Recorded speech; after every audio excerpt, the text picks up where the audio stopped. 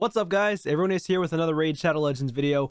Today's video I want to go over the new champion. It's going to spotlight the champion that's coming into the game next week. It's Jetney the Giant. Now Jetney the Giant is going to be a barbarian champion, and she is going to be a spirit affinity champion as a nuker. So I'm going to go over the kit, and then I'm going to discuss whether or not I'm going to be going for this champion personally. It's a fragment summon champion, so of course they're easier.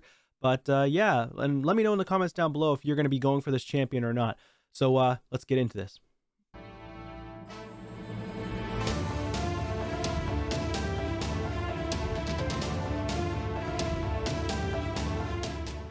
All right, so right behind me, we've got Jetney the Giant, and Jetney is clearly massive. Now there is a quick video on her. I'm not going to show you that today. You've probably already seen it a million times.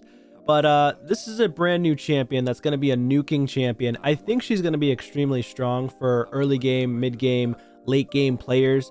But there's always that underlying issue at hand. And PLARIUM's already kind of done this. Now that we have these new champions that are bringing in Stone Skin, they aren't bringing champions that can defeat the Stone Skin meta. Okay, so that's the first thing I want to talk about. And I think that they need to start going in a direction where more champions can ignore Stone Skin. This champion does not have ignore Stone Skin in her kit. Actually, I think there's only 2 void legendary champions in the entire game, Jorjid and Aileel, that can ignore Stone Skin. That's it. Okay, so that's really irritating. Now this champion's very strong. I'm going to go over her kit very quickly as I can. And then I'm going to talk to you about what I like about her and what I dislike about her. So the A1, this is a good ability, right? Because it's attack one enemy 2 times. What's that strong against? Rhodos. Rhodos is super annoying, especially in live arena. That's like all people use is Rhodos, if they have them, of course. But Rhodos is a very top pick in arena, whether it be classic arena or live arena, okay? Attacks one enemies 2 times, and the first hit has a 30% chance of placing a stun for 1 turn. Why else is that an issue? She's placing a stun. So if you have too high of accuracy, you're going up against champions that have polymorph, and she manages to get that stun off. Now she's going to turn into a sheep. It's annoying. Second hit has a 30% chance of placing a decreased defense. Also bad, because again, more and more people are bringing in polymorph. So she's not going to be like a meta breaking champion. She's going to be very strong, in my opinion, unless they decide to make her multipliers absolute trash, which I doubt that. I think she's going to be a strong champion as a spirit affinity because there's not a ton of spirit affinity nukers out there that are just insane. This is probably going to be a champion that might break some barriers. I don't think she's going to be meta at all because, again, her kit does not have ignore Stone Skin. When are you going to bring out ignore Stone Skin, PLARIUM? Stone Skin is the most toxic thing in this game right now, in my opinion. And then the only thing you can really utilize that's going to destroy it is like a Jorjid, or you have to build your team entirely different, or you have to have all the meta champions to beat it. Because you have to build a slower team with higher stats to go second, or you have to have Jorjid that can just nuke one down, reset, or lock out their abilities. And most players that are free to play or low spend don't have Yumeko. They don't have Warlord. So Stone Skin's toxic, Polymorph's toxic, and you're bringing in champions that can somewhat hit hard, which is great because this is a good champion, I will say. But yeah, let me keep talking about the kit. I don't want to get ahead of myself here. Second ability. Now this one here, Barrier Breach, A2, attacks all enemies will ignore 20% of each target's defense. Anytime you see a champion that has ignored defense, you know they're going to hit very hard. So she will most likely hit hard on this ability. Has a 75% chance of placing a 60% decreased defense for 2 turns, and this debuff cannot be resisted if Alsgore Crimson Horn is on the same team. Okay, free-to-play players, low-spend players, good luck ever getting Alsgore Crimson Horn. They never give us that opportunity unless they have them in a 10x for voids. It's most likely going to be a void legendary, because usually the duos are void legendary pairing, or it's going to be a really strong secondary champion. Or they could be trash. They did that last time, I think, with, what's the champion name? It was with Oella. Let me pull them up really quickly. I think it was a high elf. I could be wrong. Yeah, I'm definitely wrong there. I don't remember which faction they were placed. Here it is, Ultan. So Ultan of the Shell is one of those exceptions where it's not a void legendary, but he actually kind of sucks. Let's be honest. He's not that great. He's decent. He's not insane. He's decent. He's not a meta breaker at all for PvP. Okay, he does not ignore Stone Skin. Okay, he has a sleep. Wow, whoop-de-doo. Remove all debuffs from this champion. Whoop-de-doo, Basil. So he could be halfway decent in Arena, but he's not a meta breaker, in my opinion. And if you guys don't agree with that, leave it in the comments down below. What do you think? But again, I don't believe that Alsgore Crimson Horn is going to be insane. He could be. He or she could be insane, but we don't know yet. They won't tell us until they actually bring out this champion, which isn't going to be until next week on the 11th on Thursday. So again, for free-to-play players like myself, where I've been playing for a long time, I do have a pay-to-win account that I'm on right now that I just showcased you, but I don't play on my pay-to-win that much compared to my free-to-play main. Okay, so I'm probably never going to get Alsgore unless I get lucky in 2 years from now, which most players, that's going to be how it is, right? You're not going to pull that secondary champion that is a ally champion with them. That's a pairing. It just doesn't typically happen unless you spend a lot of money in the game. So this could be a heavy hitting ability. I can tell already it's going to be a heavy hitting ability, but it doesn't ignore Stone Skin. Keep that in mind. And it's not going to go through unkillable. It's not going to go through block damage. You've got your Helicats in live arena, which is crazy, right? So if it doesn't ignore anything other than the target's defense, then that means you need to build a fast nuker or you need to have CC. And in CC these days, people are in Polymorph. I just get Polymorph sheeped every 2 seconds. It's the most annoying thing in the world. Towering Might A3 attacks all enemies 2 times. Probably going to be another strong ability. It's great that she has double nukes. She's going to be insane for faction wars, clearly. She's going to be really, really good, I feel like, for wave clearing too. I feel like she's going to be insane for waves. On this ability, before attacking, places increased crit rate 30% and increased crit damage 30% on this champion for 2 turns. So it doesn't spread across the whole team, which kind of stinks, but at least she does gain that crit rate. So you could build her with 70% crit rate. However, if you want to use this ability right here, you need to build her with 100% crit rate if you were to go in PvP, because this is A2. This is the ability you want to use first. You don't want to use this one first, because unless you're utilizing it in like PvE, this is probably the ability that you're going to want to lead off with, because most people are not going to have Alsgore Crimson Helm. They probably just won't have them. Okay, so I personally, if you're going to build her for PvP, would build her with 0 accuracy. And honestly, don't worry about the stun. Don't worry about the decreased defense. Don't worry about that stuff. In my eyes, that's how I would build her, with no accuracy.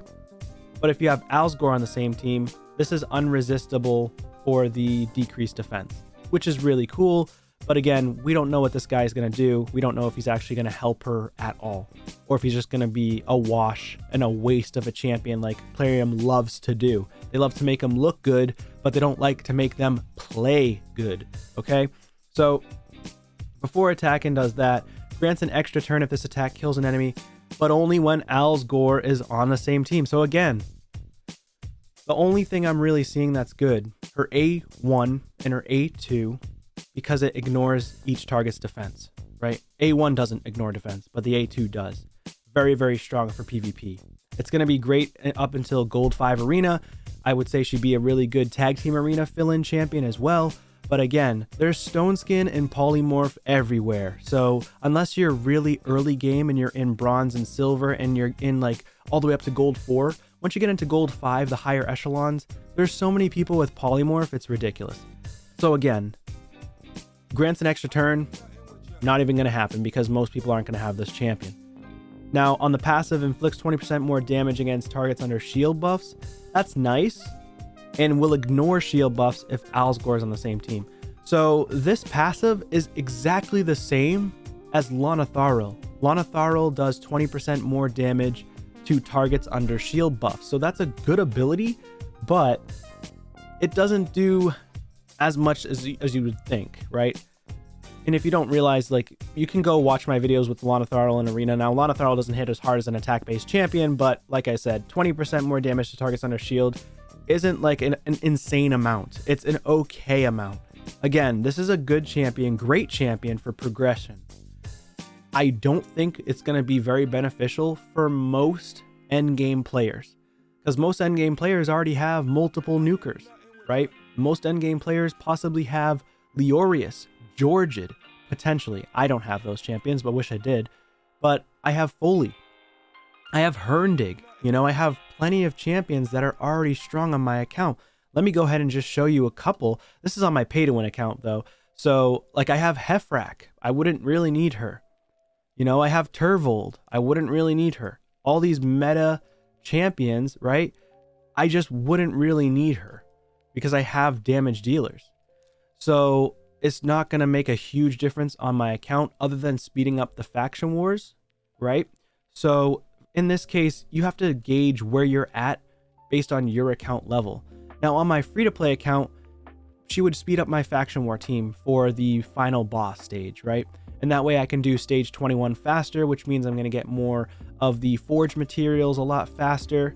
Okay. So I have tons of, this is my pay to win, like I said, so it has a ton of charms, a ridiculous amount.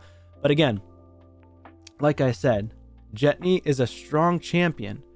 She's definitely a strong champion. However, they need to bring out champions that ignore stone skin, and it's really irritating. Or they need to start bringing out champions that ignore polymorph, right? Places debuffs, will ignore polymorph, or this champion will not be affected by polymorph, okay? It's ridiculous. Like, I can't even tell you. And the thing with polymorph that makes me so frustrated, and I'm sorry for ranting a little bit here, but the thing with polymorph that just makes me so frustrated is that literally it says has a chance of placing a sheep debuff on an enemy for 2 turns whenever they place debuffs on this champion or remove or steal from them. This debuff cannot be blocked, resisted, or placed on a boss. Of course, we know that, but it can't be blocked or resisted, okay? And the biggest thing is just removing buffs. I feel like they should change something in polymorph to lessen the blow on people, because I feel like if they just do placing debuffs on this champion, it would turn him into a sheep, or steals buffs. But just removing them, I feel like, you know, that shouldn't happen, right?